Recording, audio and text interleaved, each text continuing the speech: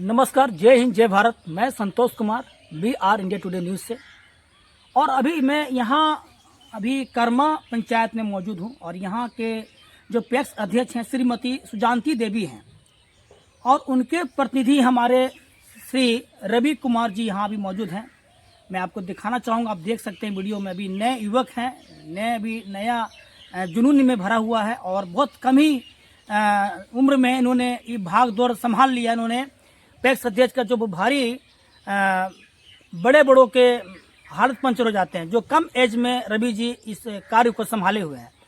तो आइए आगे की जानकारी इन्हीं से लेते हैं, इन्हें मुखाने से परिचय भी लेते हैं और जानते हैं इनकी पैक्स की जो घड़ी कहाँ चली है, कहाँ तक अटकी है। तो सबसे पहले रवि जी, आपका स्वागत है BR इंडिया टुडे में। आपका भी स्वागत है समाजवादी कुटीर में। हम लोग यहाँ एक समाजवादी परिवार के तौर पे सहकारिता में काम कर रहे हैं। तो आपका तहे दिल से स्वागत है। धन्यवाद सर। रवि जी, ये बताइए कि अभी आप धान किस रेट से लेवल ले रहे हैं? अभी बिहार सरकार के द्वारा जो MSP तय की गई है वो A ग्रेड धान के लिए 2389 रुपया है और साधारण धान के लिए 2369 रुपया है। तो हम लोग जो सरकार के द्वारा तय की गई MSP है उसी के तहत धान ले रहे हैं। अच्छा, कितना GMT आपके पास अभी अवेलेबल है सर, बताओ? मेरे पास तो अभी 500 MT का गोदाम अवेलेबल है। अच्छा, 500 MT का अवेलेबल है आपके पास। अच्छा रवि जी, ये बताइए कि जो किसान अगर जिसको यंत्र लेना हो तो उसको ब्लॉक से कितने % छूट दी जाती है, कुछ है जानकारी आपको? ब्लॉक से कुछ छूट तो उन्हें दी जाती है। जिस बैंक के द्वारा हम लोग काम करते हैं उसका नाम है कोऑपरेटिव बैंक।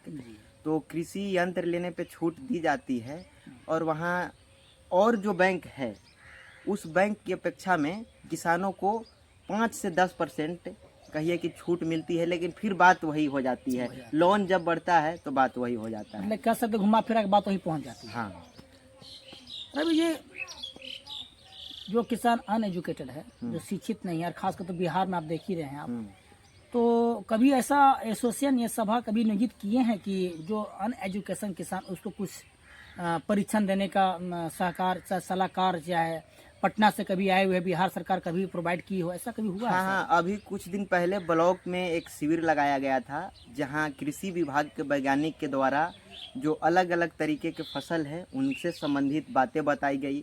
खास करके आप इस तरह का फसल का उत्पादन कीजिए जिससे ज़्यादा से ज़्यादा किसानों का मुनाफा हो। जैसे में मशरूम के खेती से संबंधित बात बताई गई। दाऊदनगर ब्लॉक में कुछ दिन पहले शिविर लगाई गई थी। हाँ, अच्छा। किसानों को लाभ तभी होगा जो पारंपरिक खेती है उससे अलग होंगे।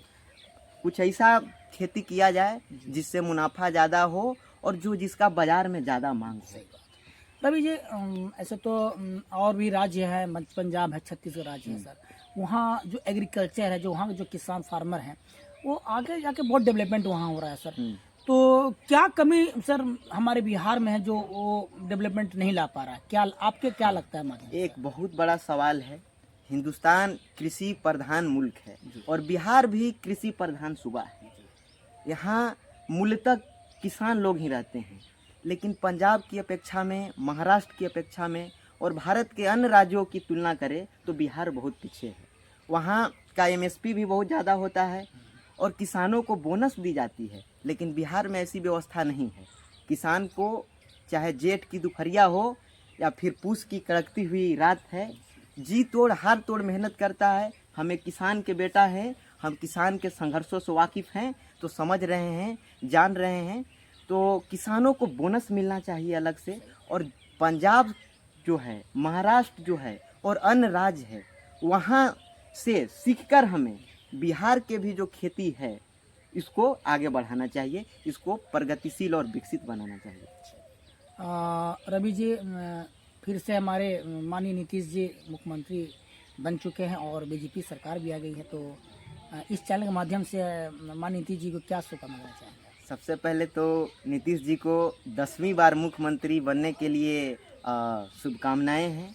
इस उम्मीद में के साथ में कि बिहार का विकास हो, नए दौर में नया बिहार का निर्माण हो। और सर हाल में ही कुछ दिन बाद सर 2026 से माहौल आ जाएगा सर, एंट्री कर जाएगा, तो इस चैनल के माध्यम से जनता को क्या शुभकामनाएं देना चाहेंगे सर? हाँ, हम अपने पंचायत के, प्रखंड के, जिला के, साथ साथ पूरे राज्य के किसानों को शुभकामनाएं देते हैं।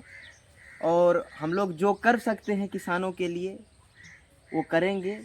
उसके लिए जितना भी संघर्ष करना पड़े हम लोग करने के लिए तैयार हैं। और एक बात और आपके चैनल के माध्यम से कह देना चाहते हैं, ये जो पैक्स समिति है बिहार का, ये अभी बड़े संघर्ष के दिनों से गुजर रही है। ये जो सहकारिता परिवार है, और आपके चैनल के माध्यम से मेरी आवाज़ जहाँ तक जाएगी तो मैं ऊपर के अधिकारियों से, पदाधिकारियों से, राज्य सरकार के मंत्रियों से ये अपील करता हूँ कि समिति को हम लोग को लोन के रूप में पैसा मुहैया कराया जाता है, रुपया दिया जाता है धान खरीदने के लिए, लेकिन उसका इंटरेस्ट इतना बढ़ जाता है कि आप देखिएगा कि आज बिहार के तमाम जो जिला है, उस जिला के प्रखंड है और तमाम पैक्स समितियां हैं, सब कर्ज के भार में दबी हुई है। हाँ, तो इस पे एक विशेष रूप से एक कमेटी बनाकर, और सरकार को चाहिए कि जो पैक्स अध्यक्ष हैं या व्यापार मंडल के अध्यक्ष हैं,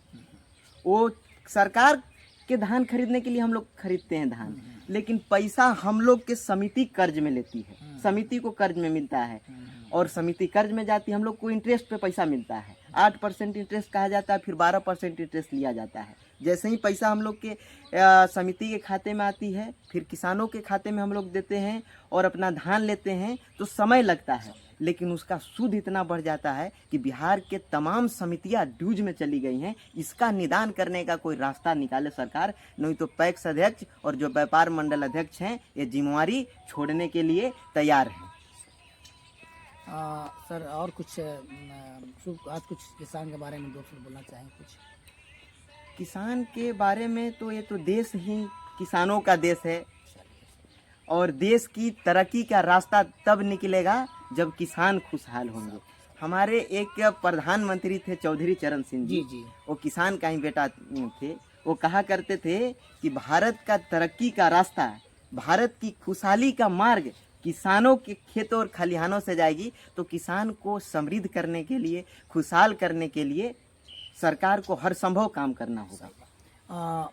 दीपक जी ने बहुत अच्छी बात बोला, देश खुशहाल तभी होगा जब हमारे किसान खुशहाल होंगे। बहुत अच्छी शब्द उन्होंने रखा है। सर अपने इतना कीमती समय निकाल कर सर अपनी नेटवर्क से बात किया सर, इसके लिए आपका तहे दिल से बहुत धन्यवाद। आपका भी बहुत बहुत धन्यवाद है, आप पधारते रहिए। जरूर सर, ठीक। इसी के साथ मैं संतोष कुमार, जय हिंद, जय भारत।